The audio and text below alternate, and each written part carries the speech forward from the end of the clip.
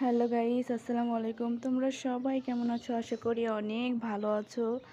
তো আমি একটা নতুন নকশি কাঁথা সেলাই করে তোমাদের মাঝে নিয়ে হাজির হয়েছি। দেখো, আমি সম্পূর্ণ দাগ ছাড়া এটা আমি সেলাই করেছি।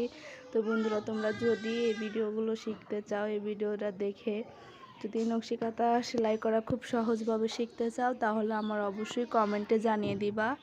আর দেখতে পারছো কত সুন্দর করে আমি নকশি কাঁথা সেলাই করেছি। এটা হলো শুধু ফুল, চার পাতা ফুল বলে এটাকে, ফুল।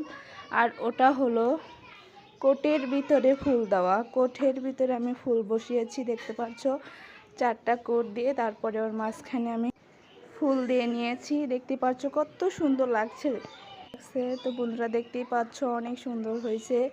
তো আমি তোমাদেরকে শিখাবো। যদি আমার ভিডিও দেখতে চাও তাহলে অবশ্যই কমেন্টে জানিয়ে দিবা।